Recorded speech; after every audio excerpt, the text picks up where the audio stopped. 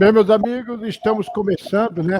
Mais um Visão Agro Talk, um podcast produzido pelo portal Visão Agro e apresentado, cara, por mim aqui, Alex Ramos. Vale lembrar que vai ao ar todas as segundas-feiras, às 6 horas da manhã, no Spotify. E siga a gente sempre no Instagram, né? @Visão Agro Oficial. Bora começar! Então, gente, o meu convidado é uma pessoa que tem uma história, né? Uma história na indústria. Eu não vou falar indústria sertanejina porque ele atua em todo o Brasil. Ele foi presidente do SEIS-BR, né, de Sertãozinho, que chegou a fazer parte até também da Fiesp, né? Tem uma importância muito grande. Ele é uma pessoa muito atuante. Além de ser um grande conhecedor do setor energético, é um homem que tem um dom da palavra, do conhecimento da agroindústria. Então é importante, por isso que nós estamos aqui para falar com Paulo Galo, que ele é diretor-presidente da SEV7, entendeu? E por que isso? Porque agora nós tivemos a eleição agora no final de semana.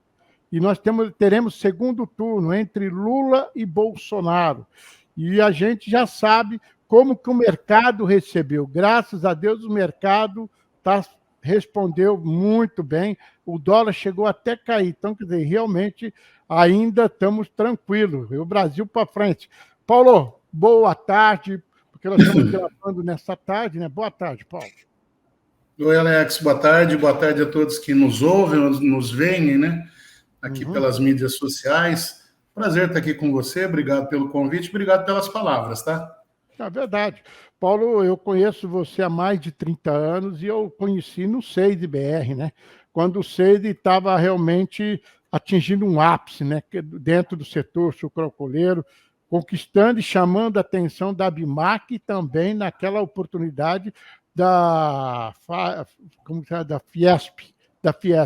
E tanto é que vocês tiveram um trabalho tão bom, né? Porque era você, Carlos Roberto Liboni, Walter Pereira, João Sversuti, Silvio Martinelli, o Wagner Stefanoni, tinha uma turma toda ali, e a turma realmente muitas vezes deixava, às vezes, de cuidar um pouco da sua empresa para envolver no SEIS e discutir dos interesses do setor da indústria do setor sucroenergético. Então, você era um menino novo aí, juntamente com o Adésio, e vocês eram a renovação e a esperança daqueles homens, né?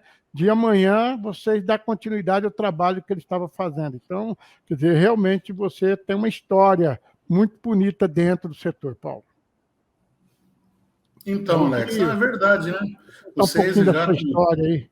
Quase os seus 40 anos aí de fundação da uma entidade muito importante, né, que começou aqui na cidade de Sertãozinho. Aliás, foi uma entidade que começou para, vamos dizer, intermediar negociações, né, entre o setor produtivo e os trabalhadores na época, né? Então, Sertãozinho não era tinha... brabo naquele tempo, né, Paulo? Era tempos mais difíceis. Sindicato, né? Quem viveu aquela época, Paulo, não vamos passar pano, não, vamos falar a verdade. Quem viveu aquela época, sindicato era terrível. Filho. Naquele tempo, a violência, aquilo lá era violência mesmo. Então, os empresários era refém. Foi quando vocês tiveram a ideia de criar uma organização, né, uma entidade que representasse vocês para poder ter condições de negociar com o sindicato, porque individualmente vocês eram muito frágeis na mão do sindicato. Mas isso são outras épocas, né, Alex? De lá para cá. Não é hoje, claro. Essa relação capital-trabalho, ela evoluiu muito, né? Muito mesmo. E eu acho que hoje as coisas caminham de uma maneira mais fácil. Acho que tanto o lado patronal quanto o lado laboral, né, aprenderam ao longo dos anos, né? Foram realmente momentos difíceis, certo? Mas as gerações vão chegando, a experiência vai sendo acumulada, né? Então hoje a coisa é muito mais tranquila. O que eu vejo é que tanto trabalhadores quanto os empresários, que também são trabalhadores, né, eles entenderam que tem muito mais objetivos comuns do que não, né? Então são interesses convergentes, na verdade, né? O que está todo mundo preocupado sempre, né, com a geração de emprego, geração de renda, a manutenção dos negócios, manutenção das empresas vivas, né? E isso é do interesse dos dois lados, né? Assim como o empresário quer ter o seu negócio andando, caminhando, o trabalhador quer ter o seu emprego, quer ter o seu sustento, né? Então, a gente foi, ao longo dos anos, amadurecendo a relação. Você vê que hoje a gente tem uma amizade muito grande, né, com os próprios dirigentes, sindicalistas, né? O que não significa que eles afrouxem, tá? Não é isso, é que a conversa se tornou mais produtiva, eu diria, e mais justa para ambos os lados. Então, o SEIS evoluiu a partir daquele momento, né? E foi migrando, né, para não só ficar lidando com as questões trabalhistas, mas passou a se interessar também pelas questões institucionais e até certo ponto políticas, né? Porque você vê o SEIS alguns anos atrás, 20 anos atrás, não lembro, se converteu no SEIS-BR, né? Então ele se tornou uma entidade de alcance nacional. Hoje ele tem associados aí no Brasil inteiro, né? Que são as empresas que produzem bens de capital e equipamentos industriais, não apenas, mas principalmente para o setor sucroenergético, né? Então, como o setor sucroenergético, em última instância, é um setor que lida com energia, né? Não só a energia que move os nossos carros através do etanol, mas também energia elétrica, né? Hoje o setor tem uma participação importante na geração de energia para a rede comercial, né?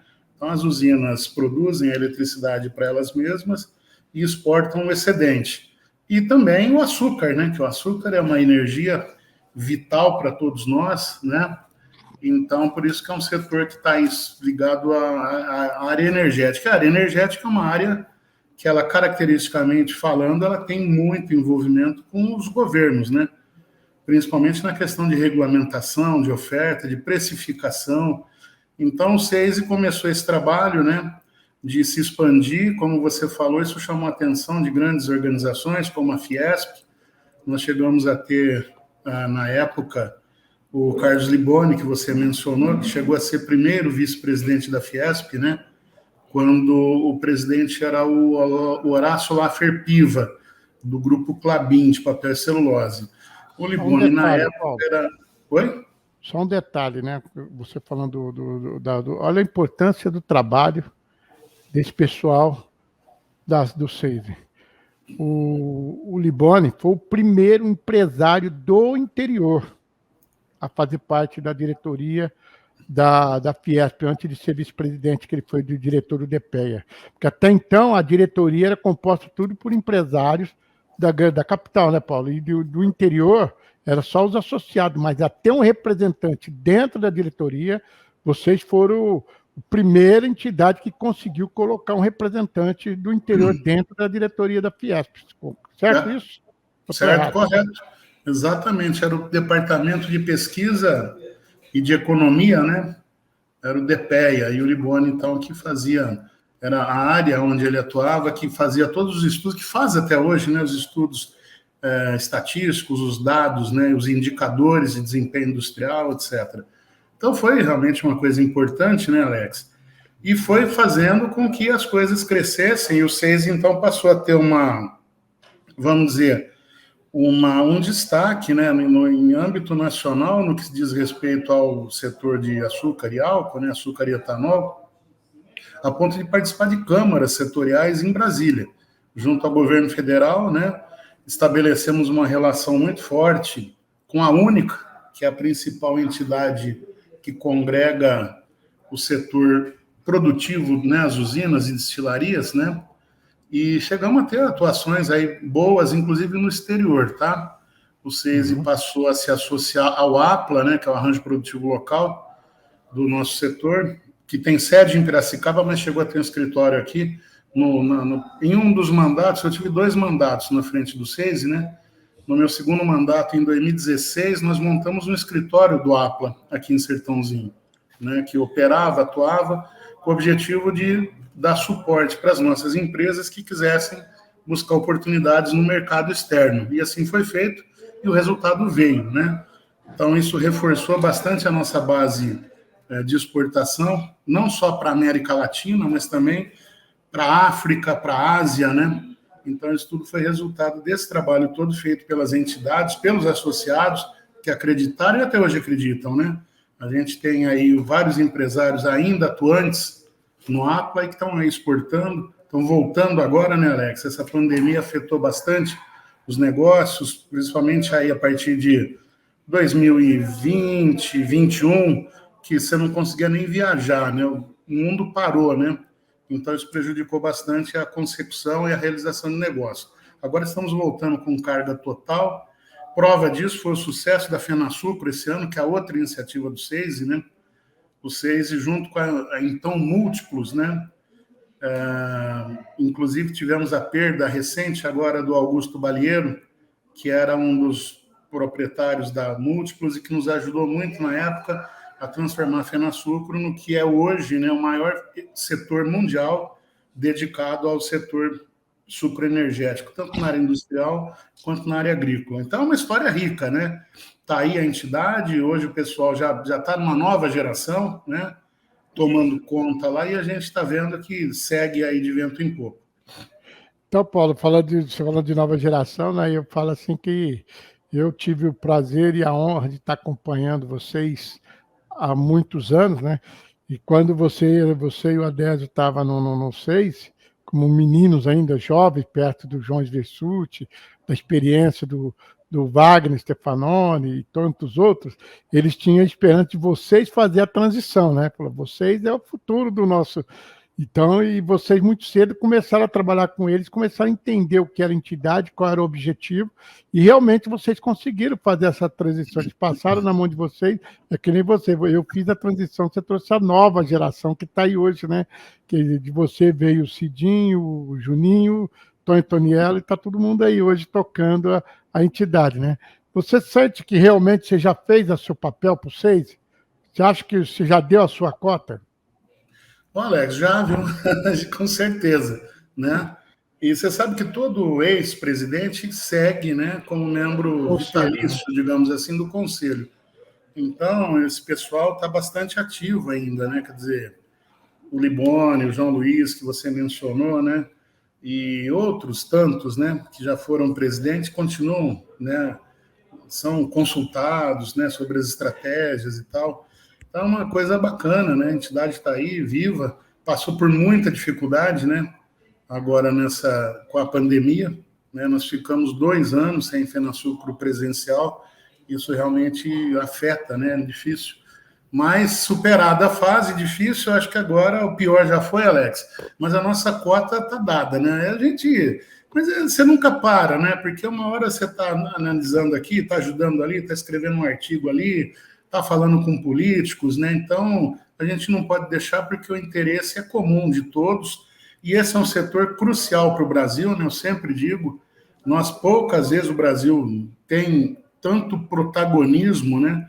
Tecnológico, mercadológico, inclusive, quanto nós temos no agro como um todo, e em especial o setor sucroenergético, né? Nós estamos num momento de transição energética mundial, nós estamos vendo aí toda essa, o que se chama crise ou a emergência climática, né, o que está acontecendo.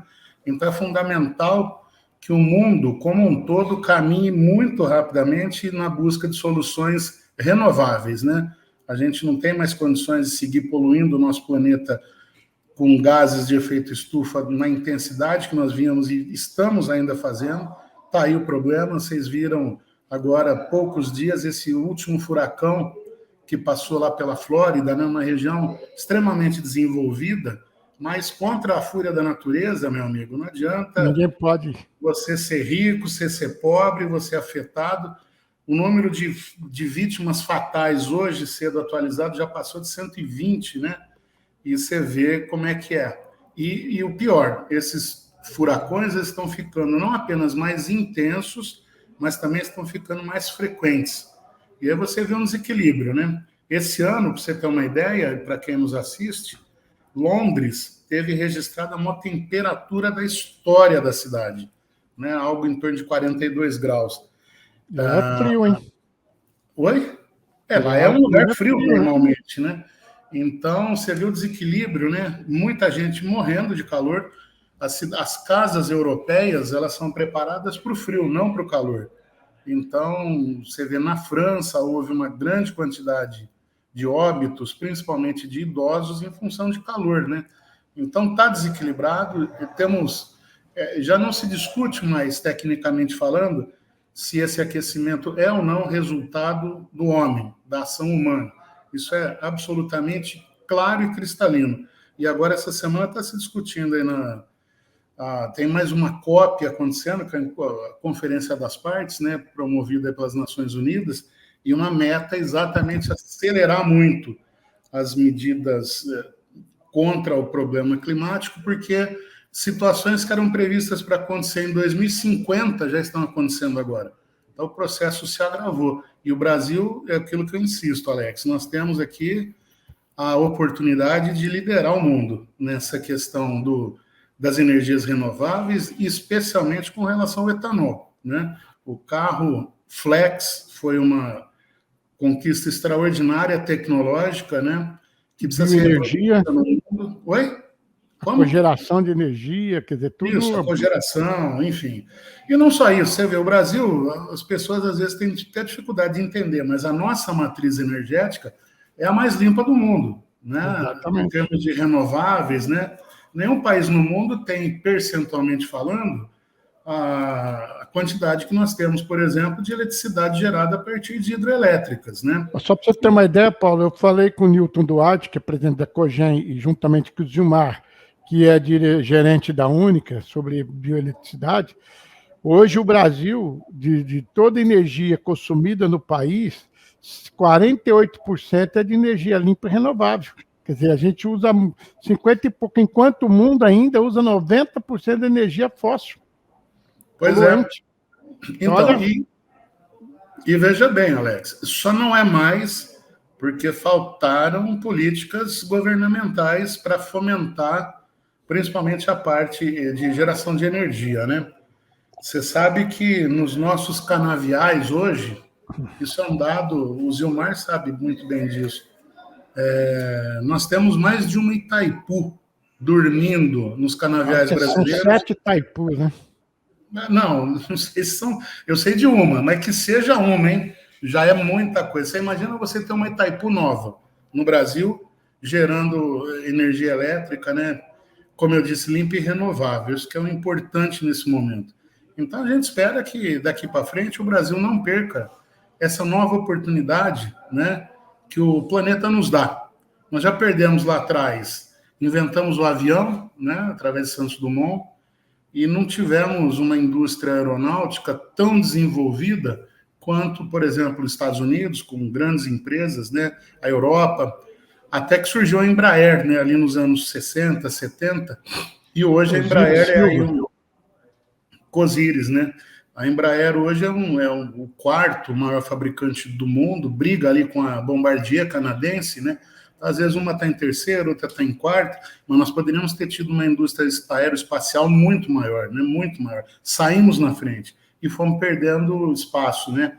Para países que investiram mais e acreditaram mais no potencial científico e tecnológico, tá? Outra grande oportunidade que nós perdemos, pouca gente sabe, mas o rádio foi inventado por um padre brasileiro, né? Antes do Marconi, um padre chamado Landel de Moura, né? Ele já fazia experiências e transmissões de voz em São Paulo, na região da Avenida Paulista. E ele patenteou o sistema de transmissão de voz por ondas nos Estados Unidos antes do Marconi. Mas, infelizmente, morreu pobre e esquecido, porque não teve o suporte, né, que o Marconi teve para fazer suas experiências, suas demonstrações e mostrar a viabilidade da tecnologia. Então, você veja bem, né, a importância no mundo hoje das telecomunicações e vê também a importância no mundo hoje da indústria aeroespacial. Quando eu falo aeroespacial, você não fica limitado apenas a aviões. Tem toda a tecnologia realmente de exploração espacial, né? E o Brasil, infelizmente, patina ainda, né, nessa questão da nossa tecnologia de biocombustíveis, né, e outro tipo de energias, porque às vezes falta, né, um esforço um pouco maior. Eu me lembro, Alex, o nosso cientista vai tudo para fora, né, Paulo? Nossos cientistas são contratados para fora. Pois é. E nós precisamos, então, rever esse conceito, né? Rever esse conceito, recompor as coisas. E não é problema deste governo, não, tá? Diga-se de passagem. É uma coisa crônica, né? Uma coisa que vem há muito tempo. Já vem lá de trás, né? Pois é. Então, eu espero aí que a gente consiga aproveitar um pouco melhor essa oportunidade, né? E aí tem que se unir o próprio setor produtivo, né? Investir um pouco mais em divulgação. E tem muita coisa boa para fazer e muita coisa boa para acontecer, Alex. Eu tenho um otimismo muito grande e tenho fé de que nós vamos realmente ter um papel muito importante nessa questão ecológica aí a partir de agora. Por isso, Paulo, que eu procurei entrar em contato contigo para a gente bater esse bate-papo no dia de hoje, logo após as eleições, onde a gente tem aí 2 candidatos que um já foi presidente por 8 anos, conseguiu reeleger a sua sucessora, e o outro que está em pleno mandato ainda, mas está 3 anos e meio. Então, e para chegar nessa conclusão, eu procurei analisar mais ou menos o trabalho que vocês fizeram no SEISE, né? Porque o SEISE, ele não foi só apenas criado com intenção de negociação juntamente ao sindicato, representando o empresário, mas o benefício que o SEISE trouxe para a cidade de Sertãozinho. Quando, através do SEISE, veio o SENAI, veio o SESI, veio um monte de coisas boas, né? Vocês têm batalhado por ter o Centro Tecnológico da Desenvolvimento aqui de Sertãozinho. Então, quer dizer, criou, através do SEISE, juntamente com a prefeitura, hoje temos um distrito industrial que começou pequeno, e hoje você vê o tamanho, né? Quantas indústrias surgiu da Zanini, mas tudo sobre o controle do SEISE. Então, quer dizer, uma entidade, quando ela tem uma administração boa, coesa, e que tem o objetivo de realmente trabalhar pela entidade, pelas coisas, só dá o resultado, só pode ser o que eu acabei de falar. E a mesma coisa agora no governo. Nós estamos agora num momento de decisão, onde a gente tem 2 opções, né, de escolha, né? Porque os 2 já têm trabalhos apresentados. Nós já sabemos qual é a capacidade e o que pensa cada um dos 2. E agora a gente tem que tomar muito cuidado para que a gente não possa escolher errado. Eu não sei o que é escolher errado, porque às vezes o que é bom para mim não é bom para você, o que é bom para você não é bom para mim. Então, por isso que a gente tem que ver. E pelo que eu tenho visto aqui, né, pelos resultados das eleições, o país está dividido. 50 milhões, mais de 50 milhões do outro lado. Então, a gente não sabe o que vai acontecer. E eu sei, Paulo, que você é um analista, que você é um observador, você é um cara que tem conhecimento, tanto como empresário da indústria, também como parte política, porque você já fez parte da política quando você aceitou, pelo trabalho que você desenvolveu frente à indústria, você recebeu um convite para ser secretário de Desenvolvimento Econômico desta cidade, e você fez um belíssimo trabalho que até hoje, ontem eu tive a oportunidade de estar com o senhor na Câmara Municipal, e eu vi a reverência que os vereadores lhe trataram. Então, a gente vê o carinho e o respeito que eles têm pelo senhor Paulo Galo. Então, isso não vem de graça, isso chama-se trabalho realizado. Então, por isso, Paulo, que eu te convidei para a gente estar batendo um papo, para a gente falar um pouquinho, eu não sei qual até o limite que você vai falar disso, mas como que você vê as eleições de 2022, como começou e o que a gente pode esperar agora nesse segundo turno. Olha, essa pergunta é dura, hein, cara? Paulo Galo, analista. Veja bem, claro, estou brincando. Aqui não é uma Jovem Pan, mas é mais ou menos igual. Você falou uma coisa importante, que é o fato de que o país realmente está polarizado e está dividido, né? Mas não eu diria que não é privilégio do Brasil. A gente tem visto esse movimento de divisão de posturas e de opinião no mundo inteiro, tá? Se você fizer uma análise rápida... Nos assusta os resultados que a gente tem visto nos países vizinhos, né? Essa divisão, muitas vezes, tomado posições, estamos vendo resultados aí que nos preocupam. Que nós não queremos que aconteça no Brasil. Não, sem dúvida, mas você veja bem, Alex, nós temos hoje, pega aí a maior democracia do mundo, são os Estados Unidos da América, né? Há uma divisão. Primeiro que os Estados Unidos, eternamente, eles são polarizados, né? Entre democratas e republicanos. Né? Isso não é novidade nenhuma.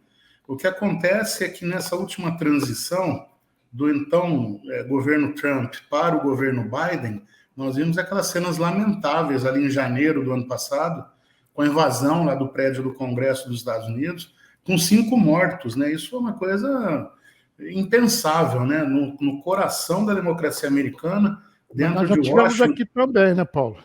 Isso, mas veja Nós já bem. tivemos uma invasão aqui no Supremo Tribunal, já tivemos no Congresso recentemente, Não, na verdade, né? nós tivemos ameaças, né, Alex? É, Agora, lá nos Estados Unidos, realmente foi às vias de fato. Eles entraram dentro do prédio, tá? E com isso, 5 pessoas perderam a vida. Então, você vê o extremismo, né? Então, o problema, na minha opinião, não é você ser de direita, ou ser de esquerda, ou ser de centro. O problema está nos extremos, né? Então, tanto o lado que é de extrema direita, que nós temos isso no Brasil, quanto o que é de extrema esquerda, que também nós temos no Brasil, isso nunca foi bom. O extremismo não é bom, inclusive extremismo religioso. Você vê o extremismo religioso chega a levar até o terrorismo islâmico, né? exato. E o Islã não é isso, né? O muçulmano não é ruim por natureza, mas tem aquela pequena quantidade que leva ao extremo. Isso nós já vimos, isso na história, né, Alex? Para não ir muito longe, você pega aí do século XX para cá, a partir do nazismo, do fascismo e vários ismos, né? Que Tudo deixam em a cima coisa. eles falam tudo em nome de democracia, né? A ideologia deles sempre são as melhores. E se você for ver, a ideia não é ruim, o problema é como faz para aplicação, né? Mas eu não sei se não é ruim, tá? Porque é muito bom para quem está no poder, né? Essa que é a verdade. Então, os grupos que assumem o poder depois não querem largar o osso, né? Então, você pega desde um regime absolutista, como foi o regime nazista na Alemanha, na década de 1940, onde Adolf Hitler era o Führer, né? Era o líder, né? E a gente vê isso acontecer em outras partes do mundo e atualmente. Você veja hoje em dia, por exemplo, nós estamos aqui falando de futuro, mas vai depender muito do seu Vladimir Putin lá não ficar muito irritado e explodir esse troço todo aqui, né? Ele tem poder bélico e militar para isso. E o Putin é o típico ditador, hoje está ali há mais de 20 anos no poder, né? Fica fazendo de conta que ele faz eleições e tal. Nós temos visto isso, tá assustador o mundo, Alex. A Nicarágua, agora, recentemente, até sinal de televisão andaram cortando lá, né? Na Nicarágua, a CNN em espanhol foi cortada, né? Porque teve a audácia de falar contra o governo. Na Rússia, o Putin está fazendo uma repressão extremamente violenta contra a imprensa, né? Então, lá, para você ter uma ideia, ele convocou agora 300 mil jovens, né? Para ir para a guerra na Ucrânia, sem treinamento, sem base, sem condições, sem logística, sem nada. E o cara que se recusa está sendo ameaçado com 15 anos de prisão. 15 anos. Então, tem jornalista preso, tem ativista político preso. Você vê o Irã agora começou as mulheres, né, uma rebelião lá que não se sabe onde é que vai parar isso. Eu me lembro do mundo desse jeito, não me lembro assim, pelos estudos que a gente faz, né, na década de 60, né, que era muito revolucionário e tal. Havia ali várias coisas, Primavera Tcheca, a questão na França. Muitos dizem que 1968 é o ano que não acabou, né? Que até hoje tem tudo isso daí. Mas realmente é um desgaste, Alex. Isso não é bom para ninguém, né? Você comentou na tua introdução aí que o resultado desse primeiro turno das eleições trouxe uma demonstração de otimismo, né, por parte dos mercados, que foi demonstrado pela queda acentuada do dólar, né, e pela subida da Bovespa. O Ibovespa chegou a subir quase 6% na segunda-feira, né? Possivelmente tenha sido o índice mais valorizado do mundo. Porém, existe uma volatilidade muito grande. A gente não sabe a semana que vem onde é que vai estar o dólar, a gente não sabe como é que vai ser o desempenho da Bolsa, né? Porque nós estamos numa transição. Hoje nós já tivemos algumas peças do tabuleiro político sendo movimentadas, né? Você teve de um lado, por exemplo, o Romeu Zema aderindo à campanha de Bolsonaro, mas você teve também o PDT do Ciro Gomes já declarando seu apoio ao Lula. Eu ainda não sei, até a hora que nós começamos aqui a gravação, eu não pude acompanhar. A Simone Tebet hoje provavelmente iria manifestar a sua posição e, segundo o que se diz, ela também estaria apoiando o candidato Lula. Então, esses primeiros dias, né, a coisa vai se ajeitando, se amoldando, mas a verdade é que ninguém sabe, né, Alex? O fato é que se tem uma coisa que perdeu muito nessa eleição, é a credibilidade dos institutos de pesquisa, né? Porque os erros foram grosseiros. Eu, inclusive, e não quero aqui polemizar, né? Mas eu penso que os resultados foram muito errados, né? Mas eles foram próximos entre eles no erro, ou seja, todo mundo errou junto. Então, talvez seja a hora de uma mudança da metodologia dessas pesquisas. Então, não tenho dúvida, nós tivemos aí no Brasil, em média, 20% de abstenção no voto, né? E provavelmente muita gente deixou de votar porque já jogou a toalha, né? Então, aquele cara que eventualmente pensava em votar em Ciro, em Bolsonaro, principalmente o Bolsonaro, falou, olha, parece que não tem jeito mesmo, o cara jogou a toalha e não foi. E, para surpresa de muitos, e no meu caso não fiquei tão surpreso, mas as pesquisas estavam erradas, né? E bastante erradas. Então, davam mais de 10 milhões de votos de diferença do Lula para o Bolsonaro. Na verdade, o importante não é nem o volume de votos, Alex, é o percentual de erro. Tá? Então, você teve erros aí grosseiros, 8%, 9% de erro, né? Numa pesquisa que, teoricamente, deveria ter 2%, 1,5% de erro. Tá? Então, eu não acredito, sinceramente, que tenha ocorrido algum tipo de complô, algum acordão. Honestamente, não acredito. Mas o que eu acho com certeza vem à tona, pode ter certeza. Agora, falar, todo mundo fala. Agora, provar mesmo, mostrar, até agora ninguém mostrou nada. Bom, o que eu acredito é que a metodologia precisa ser revista, né? Então, a pesquisa ela é totalmente diferente dessas enquetes que você vê na internet, né? Enquete, você vai lá, bota na sua rede social lá, perguntando, olha, você vai votar no branco, no preto, no amarelo? Então, você vai ter como amostragem ali as pessoas que frequentam a sua rede social, né? Você já não tem, por exemplo, a pessoa mais humilde que não acessa redes sociais. Essa já está fora. Aquela pessoa que não é seu amigo, né? Então, você tem uma amostragem muito pequena. Por isso que as enquetes, o valor delas é zero para pesquisa Paulo, de opinião pública. Pois não? Você sabe que nós somos do interior, a gente já acompanhou muitas eleições na nossa cidade e a gente já sabia qual o candidato que tinha preferência popular através do seu comício, né? Aquele determinado candidato que arrastava um monte de gente, a gente falava, esse vai ganhar, porque o outro juntava menos. Então, quer dizer, a gente já tinha uma pesquisa no olho. E agora parece que isso não funciona mais, pelo menos nos grandes estados, nos grandes cidades, parece que assim que não funciona. A pesquisa que é divulgada vale mais do que a gente enxerga. É mais ou menos por aí, né, Paulo? Mudou muito. Alex, mudou, mas você veja bem, até a questão dos comícios, né? Isso que você falou era verdadeiro, talvez até ali, sei lá, anos 70, alguma coisa. A partir de um determinado momento, quem levava mais público não era o candidato mais, vamos dizer, querido, era o cara que fazia os melhores shows, né?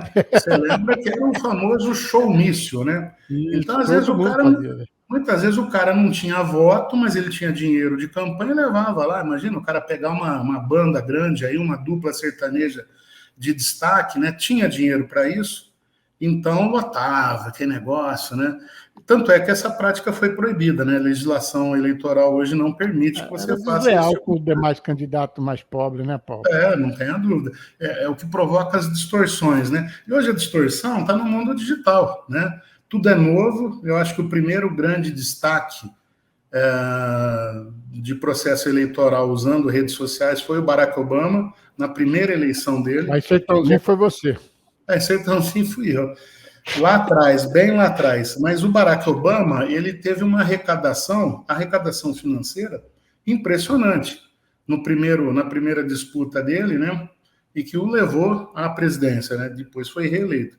Mas foi o primeiro que explorou. E aí as coisas foram evoluindo, Alex, e você vê um que fez muito uso de redes sociais aí foi o Trump, né? No Brasil tem o Bolsonaro. Se você vê o engajamento em mídias sociais do Bolsonaro, ele é muito, muito maior do que qualquer dos outros candidatos, né? O filho dele lá, o Carlos, que é mestre nisso, né? Ele que cuida dessa parte. Né? Exatamente. Eu não estou, veja bem, não estou concordando com a linha deles. Não, nós estamos falando como funciona o externo, né? Então... Você vê, nós tivemos aí o deputado mais votado do Brasil, o menino Nicolas lá, 1 milhão e pouquinho votos, né? Atualmente ele é vereador em Belo Horizonte. Ele é influencer, né? Então, ele é vereador em Belo Horizonte, bolsonarista, muito, como você disse, influencer, né? Tá aí, que realmente é para ter mais de 1 milhão de votos, o cara mais votado nessa eleição, né? E em cima de mídias sociais, Alex, até 2, 3 menino anos novo, né, eu nem sabia quem que era esse cara, tá? É um mundo novo, né? Então, é uma coisa que veio para o bem, mas também veio para o mal em certos aspectos, né? E aqui nós estamos falando em uso, inclusive, indevido, né? O que eu tenho visto de fake news circulando aí de uns 30 dias para cá é um negócio assustador, né? E o que mais me assusta, Alex, não é nem a produção da fake news em si, é a facilidade com que as pessoas propagam essa informação. Hoje, da mesma forma que chega uma informação ruim ou errada, né, pelo mesmo canal que isso chega, que é o teu computador, o teu smartphone, você tem condições hoje de checar isso com muita facilidade, mas o ser humano, o dedo dele é mais rápido do que o cérebro, eu estou concluindo, tá? Porque ele já vê aquele negócio já para os dois lados, tá? Nossa, olha isso aqui, esse vídeo dizendo, ontem, hoje, soltaram um vídeo aí do Bolsonaro numa reunião maçônica, tá? Ele foi lá numa loja maçônica, a maçonaria tá se declarando, apoiando o Bolsonaro, mas aí pegaram uma imagem e botaram lá, colaram por trás, até meio grosseiro, tá? A imagem de um capeta, sabe, essas coisas aí, para associar uma visita a uma loja maçônica como se fosse uma prática satânica, né? E aí vai, esses dias aí, o Lula estava falando bem das religiões africanas, né? Que são uma força no Brasil, tá certo? Aí já até porque nós temos muitos negros, né? O Brasil é um país praticamente de negros, né? E o Brasil garante a liberdade religiosa, graças a Deus, né? Aí, o que acontece? Aí vai o pessoal do outro lado e já solta que o Lula estava ali dizendo que vai entregar o Brasil para o demônio, essas coisas, né? E o que é mais assustador, Alex, nisso tudo, é como é que as pessoas propagam isso sem o menor discernimento. Então, você vai gerando uma ruideira tão grande, né, principalmente em redes sociais, que às vezes você acaba perdendo o controle mesmo, né? E às vezes uma pessoa boa acaba perdendo uma eleição, não estou nem falando apenas da presidência, tá? Mas às vezes uma pessoa boa acaba pagando o que não deve, né? Mas é isso. Mas é aquilo que eu estou falando, né, Paulo? A gente realmente estamos aí vivendo um momento tranquilo, né? E é um momento falo tranquilo por enquanto, porque graças a Deus a gente estava pensando que a coisa poderia descambar e graças a Deus essa eleição foi uma eleição tranquila, né? Se tiver algum problema, pelo menos não está vindo à tona, está tudo tranquilo. Espero que continue assim, né? Independente de quem ganhar a eleição, como diz, nós vamos ter que continuar trabalhando do mesmo jeito, nós vamos ter que buscar cuidar dos nossos negócios, da nossa família. Agora, o que a gente não quer é esse radicalismo, né? Porque é o seguinte, a gente vive num país democrático onde eu tenho o meu direito de pensar e você tem o seu. Quantos anos nós temos de amizade, Paulo? Mais de 30 anos. E já houve momentos que nós discordamos um da opinião do outro, mas nem por isso atrapalhou a nossa amizade, o nosso relacionamento. Eu respeitei você, na sua opinião, no seu momento, e às vezes você respeitou a minha. E é assim que tem que ser. Amizade é uma coisa que tem que ser muito maior do que qualquer coisa, entendeu? Porque é livre, quer dizer, nós somos diferentes, é natural que a gente tenha, às vezes, uma visão diferente de determinado assunto, né, Paulo? Então, e a mesma coisa na política, porque política você não deve discutir a ponto de perder o controle, futebol também é a mesma coisa, e outra Religião. coisa, você está discutindo outras coisas que jogo, por exemplo, você não tem, senão você acaba descambando.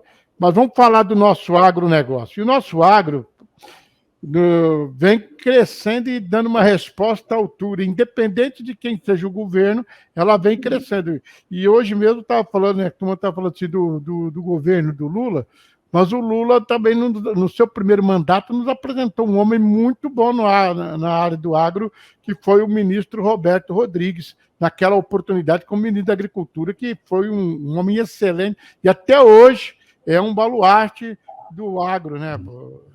Além de hoje temos a Tereza Cristina também, né? Pois é, o Alex, eu concordo. O Roberto é uma pessoa muito querida pelo agro, né? E não só pelo agro. Isso que é interessante. Ele é um empresário da área, né? Professor, Cooperativista. exatamente. Fala muito bem, é um empreendedor, então é uma pessoa que todo mundo gosta. É um cara que, vamos dizer, não tem rejeição no agro, né? E é uma pessoa inteligente e uma coisa interessante, o idealismo dele, né? Então, o Roberto Rodrigues é uma pessoa que sempre acreditou e trabalhou e ajudou e apoiou, mas o agro nosso, esse sucesso, Alex, que é uma soma das coisas que aquilo que eu acredito. Tecnologia intensiva, certo? Embrapa. A maioria das pessoas não tem a menor ideia do que seja a Embrapa. A Embrapa, a empresa brasileira de pesquisa agropecuária, é uma prova cabal de que sim, é possível uma entidade estatal ser eficaz e eficiente. Tá? Eu me lembro, Alex, uns 20 e poucos anos atrás, eu fui fazer uma visita no Canadá, perdão, em Washington, o estado de Washington, perto da fronteira com o Canadá, e eu fui visitar uma cooperativa de produtores de maçã, né? Aí, na época, eu lembro, até tinha os computadores da Apple, né? Que a Apple é maçã, e o modelo famosão na época lá era o Macintosh. Aí eu fui aprender lá, nessa visita, que Macintosh é uma variedade de maçã. E aí, cara, conversando e batendo papo lá, um dos caras líderes aí dessa cooperativa dizia que estava preocupado com a concorrência do Brasil. Veja bem, estou falando de maçã, hein? Não estou falando de banana, não. Porque o padrão de qualidade do nosso fruto havia crescido muito e com preços competitivos. E essa pessoa que me falou isso havia visitado quem? A Embrapa, aqui no Brasil, tá? E elogiou, rasgou elogios e falou: olha, não precisava de um negócio desse aqui nos Estados Unidos, né? Para a área agrícola. Isso, olha, uns 25 anos atrás, tá? Então o agro foi se desenvolvendo, o Brasil oferece condições que nenhum outro país oferece, em termos de qualidade do solo, em termos de. Você pega o solo nosso, né, de modo geral, não apenas a composição dele, mas a topografia, né? Você anda aqui esse centro-oeste aqui, é uma mesa, né? O negócio é plano, facilita demais a mecanização da colheita, e, enfim, a insolação é muito boa, né? Agora está um pouco bagunçado esse negócio do clima, aí é o regime de chuvas, né? O pessoal da agricultura aí está ficando doido para poder entender muito bem essa dinâmica, porque isso atrapalha o planejamento, né? Na semeadura. Porque antigamente a gente sabia a época da chuva, a época de cada estação, né? Hoje não, hoje você pode chover de manhã, daqui a pouco está um sol de rachar mamão, daqui a pouco à noite está frio. Você vê, Alex, eu acho que se tem dois tipos de profissionais com dificuldade hoje em dia, são: o primeiro é o cara que trabalha fazendo pesquisa eleitoral, né? E o segundo é o cara que faz previsão do clima, do tempo, né? Não é nem de clima, estou falando de tempo. Pra você ter uma ideia, essa semana última agora, antes da eleição, para a nossa região aqui, já 100% de chuva de quarta-feira a domingo, quase que não choveu, tá? Foi chover domingo, aí hoje é terça, né? Ontem que choveu forte na região, inclusive com granizo, né? Mas você vê como é que é essa imprevisibilidade. Imagina o cara, um engenheiro agrônomo, aí vai fazer o planejamento do plantio da cana, né? Aí começa essa incerteza, e o problema é que a chuva ela não está desviando de uma maneira uniforme, tipo assim, o que chovia em março, agora está chovendo em abril. Não, está meio aleatório, né?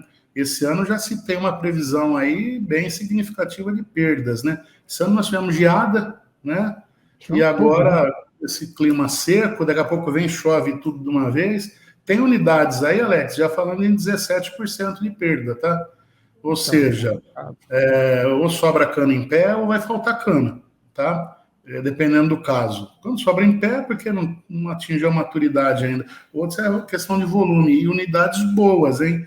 Não é usinas que não têm experiência, não. A gente tem visto isso, que de certa forma é preocupante. Então, é meio por aí. O agro, no entanto, vai se superando. Se você tem de um lado uma Embrapa e você tem boas pessoas no Ministério da Agricultura, talvez falte um pouquinho de políticas, por exemplo, eu particularmente, que não sou exatamente da área agrícola, fiquei surpreso de saber da nossa dependência de adubos, né, do exterior. Eu também, viu?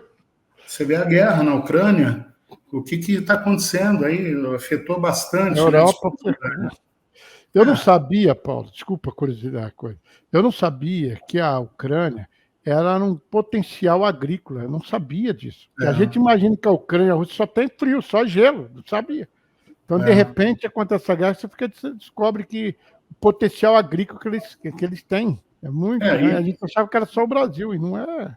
Não. São um dos maiores produtores de trigo do mundo, né? Inclusive me disseram, Alex, eu vou especular, não sei se é verdade, mas me disseram que a bandeira da Ucrânia são duas faixas, né? Amarela e azul. Dizem que representa o trigo amarelo e o azul o céu, tá? Não sei se é verdade. Eu acho que pode ser que seja, porque eles são realmente muito fortes nessa área e isso gera uma instabilidade e gera risco alimentar, né? Isso que a gente tem que ter em consideração. Essa guerra na Europa, entre Rússia e Ucrânia, ela tem um potencial de provocar muitos danos ainda para o mundo, independente da questão nuclear, né? Que essa é o pior cenário. Mas a questão alimentar, você vê a Europa agora está indo para o inverno, Alex. Então, cadê gás para aquecer as casas? Fechou a torneira. Meu amigo. Então, você vê que o mundo está muito interdependente. Pode ser que nós saímos dessa crise... voltando a usar como combustível fóssil, né? Voltar a usar o diesel de novo, carvão. Rapaz, na Alemanha estão queimando árvore, né? Então, para você ter uma ideia. Fica aí blocando com nós aqui, né? Claro, Alex, que a gente tem que ver que lá é uma situação de guerra, né? É uma situação de guerra, uma situação que ninguém esperava. O Brasil não está em guerra e o Brasil tem, infelizmente, deflorestado muito, né? Não sou eu que falo, os dados estão aí. Eu acho que esse é um problema que, independente de quem seja o próximo presidente, se será o Lula, se será o Bolsonaro, eles têm que olhar com muita atenção esses números. A Amazônia ela corre um risco de chegar no ponto de não retorno. Tá? Tem madeira de lei lá, né? Que é muito cobiçada, principalmente na Europa. E não é só isso, Alex, porque é muita derrubada, por exemplo, para minério, para gado, em algumas áreas. Clandestino, por isso que é o problema. Lógico que é. Esse é o problema. Segurança. Eu fiquei sabendo, Paulo, não sei se é verdade, mas eu vi uma notícia mais ou menos assim, que, por exemplo, a Venezuela, em termos de armamento, ela é muito mais bem estruturada do que o Brasil. O Brasil não tem armamento. Se estourar uma guerra, nós não temos condições de nos defender. Não, na verdade, o Brasil, militarmente falando, da América Latina, é o país mais bem preparado, Alex, em todos os sentidos, tá? É o que tem mais carro de combate, é o que tem mais aeronaves. A vantagem da Venezuela, eu não sei se estão operacionais, tá? Alguns anos atrás, eles fizeram um acordo com a Rússia e compraram lá vários aviões de caça da Sukhoi. Agora, tem uma diferença enorme entre você ter um avião hangarado e você ter esse avião em condições operacionais. Com a situação econômica na Venezuela, que é gravíssima, eu não sou da área, não sou estrategista, mas eu duvido que eles tenham recursos para manter esses aviões operacionais, tá? No Brasil, os aviões que nós temos, agora estamos renovando aí com os Gripen, né? Caça avançadíssimo, aí começaram a chegar as primeiras unidades no Brasil, fabricadas na Suécia pela Saab, tá? O Sukhoi é um jato... Foi comprado no governo Lula, né? Foi comprado no governo Lula, se eu não me engano. Eu acho que foi no governo... Foi do PT. Não lembro se foi no governo Lula... Foi no governo Lula. Ou Dilma, tá? Mas, enfim, começaram a chegar esses caças, né? E tudo que nós temos no Brasil... estão em boas condições operacionais, apesar que houve um vexame nos tanques de guerra lá em Brasília, fumando pra caramba lá, mas são motores diesel, motores mais antigos, né?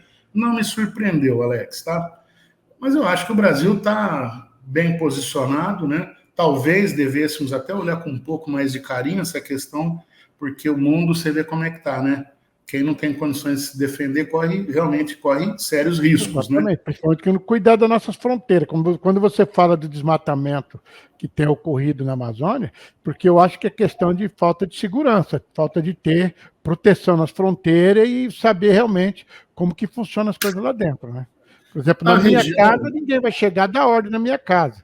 é Porque se eu lógico. não cuidar, bem, mas é a mesma coisa. Alex, mas a região lá é muito grande, sabe? Então, nem são estrangeiros, né? Tem uma outra coisa estrangeira. A Fala Mato da Grosso é ONG, né, brasileiro Paulo? daqui mesmo. Hã?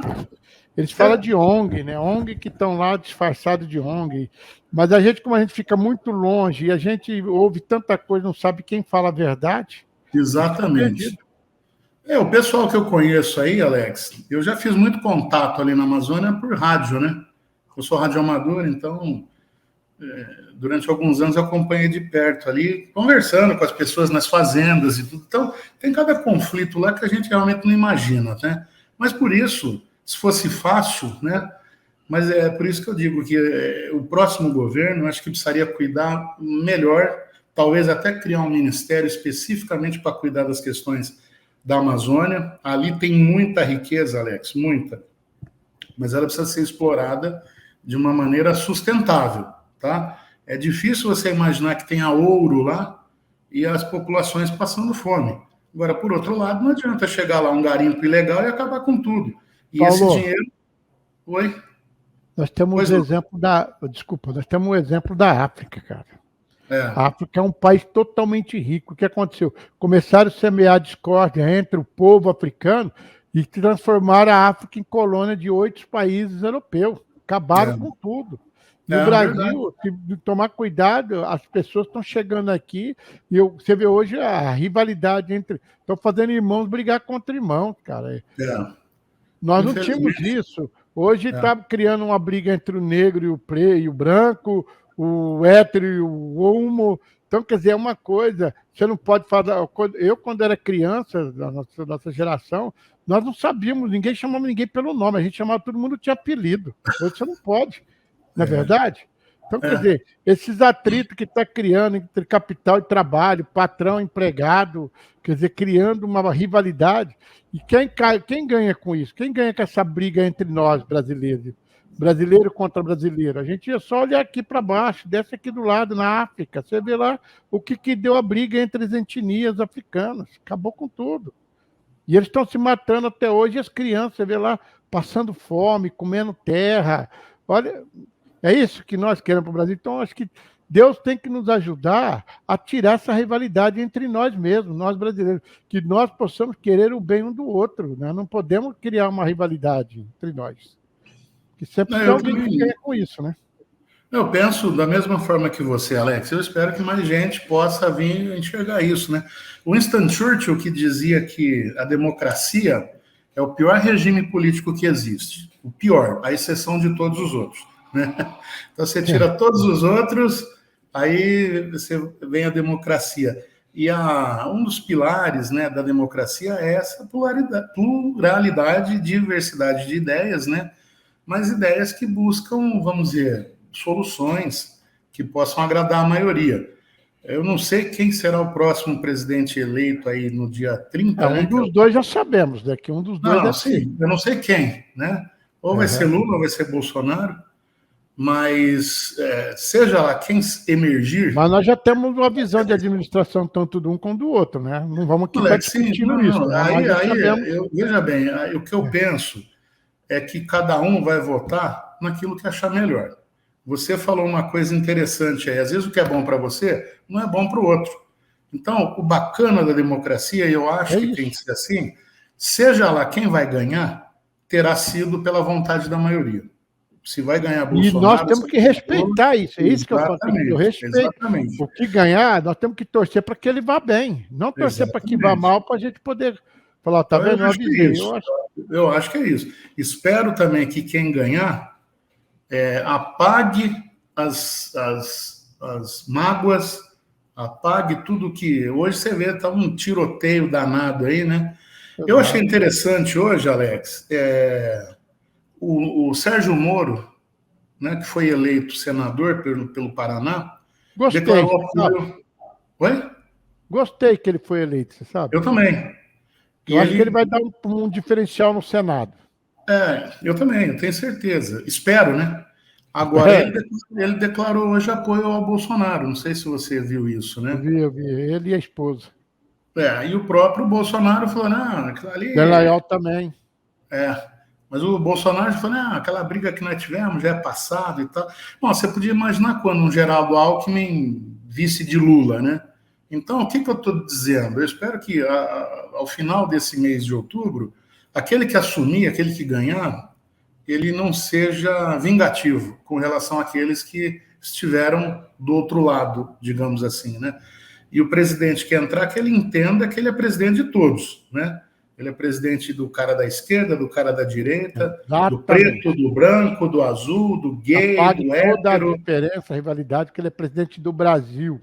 Exatamente. Ali no Brasil nós temos todas as etnias mundial. Nós temos russos, nós temos alemães, nós temos ingleses, temos pessoal lá da Arábia, toda a colônia japonesa, chinesa, coreana. O Brasil é um país, acho que o único país que tem todas as nações aqui dentro. Alex, e é verdade, tá? E vou te dizer uma coisa, também eu já tive a oportunidade de rodar para algumas partes do mundo. O brasileiro é querido lá fora, tá? As pessoas gostam do estilo brasileiro, gostam. O que eles não gostam lá fora, sabe o que eles não gostam? Que a gente não consegue respeitar o horário, tá? Eu respeito. Da onde vem isso, Paulo? O brasileiro, ele acha que é natural ele se atrasar para um compromisso, né? É só isso. No mais, Alex, o pessoal vê aqui o povo brasileiro um povo alegre. Eu não sei se vocês acompanharam, mas a cobertura da imprensa internacional nesse final de semana com relação à eleição no Brasil, eu nunca tinha visto o Brasil em nenhum assunto tão em evidência no mundo. Todos os jornais que você puder imaginar, grandes, de grande circulação, acompanharam de perto, né? Mas a relevância que o Brasil começou a ocupar no mundo, né, Paulo? Exato, é isso aí. E às vezes nós, brasileiros, não entendemos isso, não reconhecemos isso, tá? Por isso que eu digo, Alex, que o próximo governo tem várias coisas aí para agir, né? E uma delas é melhorar urgentemente a nossa imagem institucional. E não é questão de Bolsonaro, não, tá? Porque o Lula era o cara, como disse o Barack Obama. Não é isso que eu estou falando. O que eu estou falando é o seguinte, Alex. Nós não podemos ficar apanhando que nós somos os bandidos climáticos do mundo. Não somos, tá? Nós estamos fazendo errado. Tanto é que eu falei que acho que tem que rever com muito carinho a questão no Amazonas. Mas mesmo fazendo errado, nós estamos muito na frente da maioria desses caras. Agora, pouca gente vai lá no exterior defender a imagem do Brasil. Isso, Paulo, que me incomoda. Pois não? Me interromper. Paulo, eu fui criado, e eu acredito que você também foi criado dessa forma. E isso aqui que eu vou falar tinha que acontecer com o povo brasileiro. Nós éramos uma família. Nós tínhamos irmãos. E quando nós brigávamos entre irmãos, a nossa mãe chegava e chamava atenção, falou, vocês são irmãos, lá fora vocês têm que defender um ou outro. Aqui dentro de casa a gente acerta a diferença. O que eu quero dizer com isso? O maior problema nosso é que tem muito brasileiro que vai lá fora e fica detonando o nosso Brasil. Pô, se tem problema aqui dentro, vamos resolver entre nós aqui dentro. Agora, lá fora, nós não podemos ficar defamando o nosso país. É a mesma coisa, Paulo, você sair, ou a sua filha, começar a falar mal da sua casa. Falar mal do seu pai, falar mal da sua mãe, falar mal do seu irmão, para as pessoas lá fora. Isso não. Família se fecha, se protege um ou outro. Dentro, entre nós podemos. Eu já cansei de ver o cara falando assim, eu posso falar isso do meu irmão, mas você não. E a mesma coisa lá fora, o brasileiro não tem. Eu sou contra isso quando a gente vê a imprensa brasileira detonando o Brasil lá fora, dando munição para os nossos adversários, que eles só têm um objetivo, é criar discórdia entre nós. Agora, temos diferença aqui? Vamos acertar aqui dentro. É assim que eu penso. Foi assim que a minha mãe ensinou, e eu tenho certeza que a sua também falou a mesma coisa para você. Problema de casa a gente resolve em casa. Olha, eu não tenho como eu discordar de você, né? Óbvio que é isso aí mesmo, né? E também a gente não pode achar que vai ter um salvador da pátria sozinho, tá? Por isso que eu estou falando, tem que conversar. Agora a gente precisa realmente de lideranças, eu estou falando aqui no plural, né? Que possam realmente fazer o brasileiro se unir novamente, né? Eu não sei, esse ano nós temos Copa do Mundo, né? Lá no Catar. E eu não sei como é que vai estar o clima aqui. Eu espero que todo mundo possa botar a sua amarelinha, independente de quem já esteja eleito, né? Até lá nós vamos saber quem vai ser o próximo presidente, mas que todos possam colocar sua camisa amarela e torcer junto pelo Brasil, né? Eu acho que o esporte tem esse condão de unir as pessoas, né? O futebol já parou guerras, né? E eu acho que vem numa hora boa, melhor ainda se a gente trouxer o Hexa, né? Melhor ainda. Eu vou torcer muito pelo Brasil, independente de qualquer coisa. Estamos aí. Alex, eu tenho bons amigos de esquerda, você sabe disso, né? Você Claro. me conhece. Eu já fui esquerdista, né? Já fui militante. E eu respeito muito, tá, Alex? E eu penso, em termos políticos, que a questão social ela é fundamental.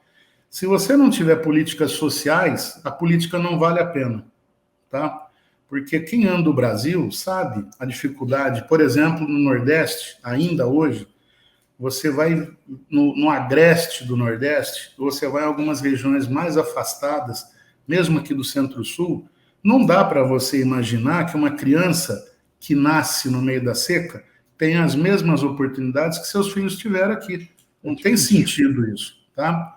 Então, cabe ao poder político direcionar verbas adequadamente. O Brasil tem dinheiro, tá? O Brasil tem muito dinheiro. O problema é o uso que é feito desse dinheiro, tá? Então, se não tiver políticas sociais, não adianta, né? Agora, tem que ter um equilíbrio. Não adianta você pensar em políticas sociais sem pensar em como é que você custeia isso, como você financia isso. Que seria uma maravilha, né? Se todos nós pudéssemos ficar fazendo poesia, né? Bebendo um chazinho diferente, tomando uma cerveja gelada na praia, ao sol que bate em Itapuã, seria uma maravilha. Mas não é assim que funciona a vida. Então, Verdade, Paulo. O ser humano é diferente, né? Nós somos diferentes entre nós, mas temos objetivos comuns. O John Kennedy, né, que dizia que todos nós respeitamos os nossos filhos, as nossas famílias e, acima de tudo, todos nós somos mortais, né? E isso é um fato importante que a gente tem que levar em consideração. E no Brasil somos brasileiros. É isso aí. Verdade. Paulo, você viu como que o tempo passa? Já faz 1 hora que nós já estamos aqui, o nosso tempo já esgotou. Mas, para finalizar, eu vou te fazer uma pergunta e em seguida eu te pediria até que você já fizesse suas considerações finais. Ô, Paulo, eu sou do tempo, né? Quando eu falo assim, para a turma pensa que eu sou muito velho. Não, só tenho 62. Mas a gente viveu a ditadura de 64 a 85. Então, quer dizer, eu passei a minha infância, a minha adolescência e a minha mocidade na ditadura militar. Que, no meu ver, pelo menos aqui no interior, não via ditadura. A gente tinha liberdade de expressão, de liberdade de brincar, as crianças tinham liberdade para andar para tudo quanto é lado e tal. Mas uma coisa que a gente percebeu naquela oportunidade, naquela época, não tinha classe média. Ou você era rico ou você era pobre. E geralmente foi uma época, a geração dos anos 70, 80, foi quando a geração começou a sair do campo e vir para a cidade. Mas as pessoas, naquela oportunidade, quem morava no campo, eles não tinham necessidade de alimento, porque lá eles plantavam arroz, plantavam feijão, fazia sua horta, criava uma galinha, criava porco, quer dizer, para se alimentar eles tinham. Mas na cidade já era diferente, tudo tinha que comprar. Então, hoje, muitas pessoas estão passando fome ainda aqui na cidade. Se tivesse no campo, talvez não estaria passando fome. Como que você vê isso? Você acha que existe a possibilidade do pessoal começar a voltar para o campo novamente, Paulo? E outra coisa, em cima disso, você é um homem de indústria. A agricultura nossa está bombando, a matéria-prima nós temos aí exportando para tudo quanto é lado. E agora estão falando que está na hora de nós começarmos a industrializar a nossa agricultura. Porque não é justo a gente vender a matéria-prima e ter que comprar o produto já industrializado de fora para cá. E eu acho que esse é o caminho. Como que você enxerga isso? Você acha que temos condições de começar a industrializar a nossa agricultura e começar também a exportar nosso produto já pronto, industrializado, Paulo? Não tenho dúvida disso. Não tenho a menor dúvida, tá? A parte mais difícil nós já fazemos, que é produzir, vamos dizer, a matéria-prima. Você imagina se você fosse ter, não sei, algum desses produtos, sei lá, soja enlatada, alguma coisa assim. O mais difícil é a matéria-prima, que é o quê? A própria planta, né? Nós já temos índices de produtividade extraordinários, né? Os grãos, né? Voltar a transformar os grãos em produtos. Exato, né? Então, vamos lá. O mais difícil nós já temos. O que é que falta? Planejamento. Falta criar condições de mercado, condições de financiamento, tá? E eu não estou falando aqui, Alex, de dar dinheiro a fundo perdido, não é nada disso, né? Mas nós precisamos ter um rumo. Eu me lembro uma ocasião, muito rapidamente, eu estava num seminário discutindo etanol, né? E os Estados Unidos, lá em 2008, 2009, eles tinham uma produção de etanol, em termos de volume, muito parecidas com a nossa na época. Algo em torno de 20 bilhões de litros, alguma coisa assim. Com a diferença é que lá o etanol deles 100% é feito a partir do milho, né? Até hoje. E aí, cara, em poucos anos, os Estados Unidos pularam de 20 para 50 bilhões de litros produzidos por ano. Enquanto nós ficamos lá na casa dos 20 e poucos ainda. Agora, o Brasil tem uma meta estabelecida, e para isso surgiu o RenovaBio, de que até 2030, ou seja, daqui a 8 anos, nós cheguemos a essa produção de 50 bi. E temos tudo para chegar. O que acontece? Eu perguntei, então, para um sujeito da EPA, que é a Agência Ambiental nos Estados Unidos, qual era o segredo? Por que eles tinham conseguido chegar rapidamente nessa produção e tal? Ele falou, porque houve planejamento do governo central, né? Os Estados Unidos são os estados, têm muito mais independência do que aqui, mas o governo central determinou metas e ele disse o seguinte, ele nos deu o mapa da estrada, onde nós estamos, onde nós precisamos chegar, e foi criando as condições para que isso acontecesse, né? Então, aqui nós precisamos ter alguém que seja o nosso Waze do setor agro, para agroindustrialização, nos dê o caminho, mostre onde é que estão os gargalos, onde que não está, isso nós temos condições tranquilamente de fazer. Alex, vocês não têm ideia de quanta gente competente tem em Brasília nos ministérios. Eu estou dizendo os funcionários de carreira, tá? Gente, o maior exemplo que a gente vê, que estava escondido dentro do ministério, é o Tarcísio. Que ele não é político nem nada, é um técnico. Você viu a diferença que ele fez. Exatamente. Então lá tem muita gente boa. Igual ele mesmo. Você pega o RenovaBio, que é um programa que isso dá um programa inteiro para a gente falar sobre ele. O governo federal desenvolveu isso numa rapidez que eu não acreditava, né? Era véspera de Natal, a gente estava fazendo reunião em Brasília lá para poder andar o processo, né? Então tem essas competências lá. E não só, Alex, a industrialização do produto agrícola, mas como a própria industrialização da indústria. Ou seja, a retomada da industrialização no Brasil. A indústria brasileira perdeu muito na participação do PIB nacional, tá? Muito. A indústria de manufaturados, né? Então, para você ter uma ideia, hoje nós estamos aqui caminhando para encerrar o ano de 2022 e o Brasil não fabrica nenhum chip de microprocessador. Nenhum, zero. Nós não temos nenhuma fábrica para isso. Falei então, isso com o Libânio da Nova Smart. Amigo nosso, né? Que é uma empresa nacional de tecnologia, exporta aí para mais de 60 países, né? Mostrando que nós temos condições. Agora falta o insumo. E você sabe de uma coisa, rapaz? A matéria-prima para chip de computador é silício. Está na areia. Na areia. Vai não ter areia no Brasil, né? Mas agora precisa industrializar. Então, hoje, eu acho até que com essa questão toda que aconteceu, até da pandemia, né? Talvez haja um processo, não digo de desglobalização, mas tirar um pouco a centralização das coisas. É outra oportunidade que o Brasil teria que analisar. Na minha visão, caberia ter um ministério que cuidasse dessas coisas, né? De ciência e tecnologia, da indústria e comércio, né?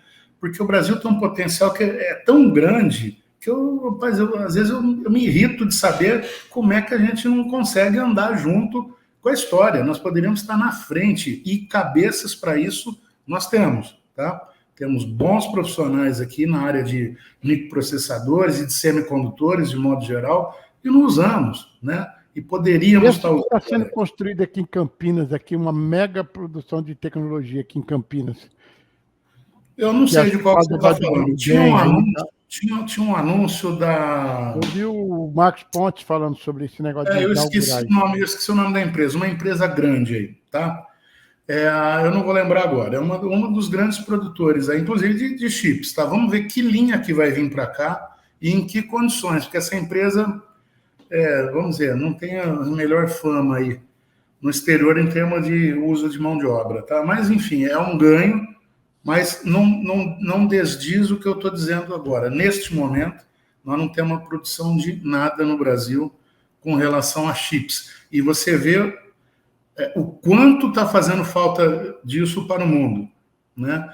A nossa capacidade, por exemplo, de produção de vacinas é extremamente limitada. A Covid mostrou isso claramente, né? Então, tem nichos, Alex, que falta o quê? Na minha humilde opinião, planejamento.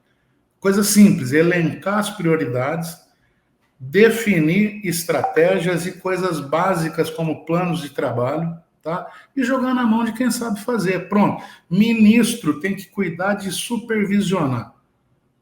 O presidente estabelece, junto com o seu ministério, as estratégias, o ministro supervisiona quando você bota na mão da turma que sabe fazer. E tem gente competente. É isso que eu insisto demais. E continuamos formando gente. Eu estou torcendo, viu, Paulo? Eu estou doido para ver essa administração, se caso confirmar a eleição do Tarcísio. Quero ver, porque ele vai ter uma oportunidade única, governar um estado rico, que tem uma industrialização fantástica, mão de obra especializada, locomotiva do Brasil. Agora, eu estou apostando muito. Eu acredito que esse homem poderá transformar o estado de São Paulo, em 4 anos, numa das maiores potências que já é do Brasil, e ela fazer a diferença, viu? Porque eu acho que ele, com o conhecimento que ele tem, ele é um homem de ação, não é um homem de ficar ali parado, porque tudo que ele põe na mão, ele faz andar, né, Paulo?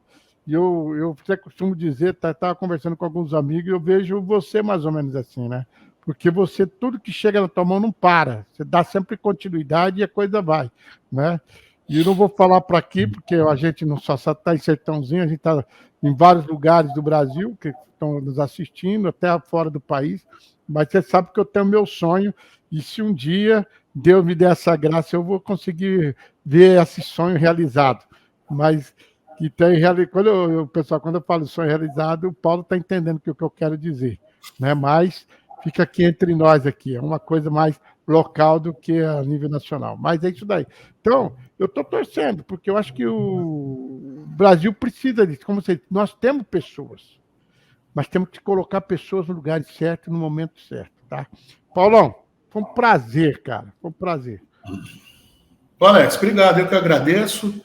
Já deixo novamente um abraço para aqueles que tiveram a paciência de nos acompanhar, ou que venham acompanhar aí, que esse vídeo vai estar salvo aí nos seus canais, né?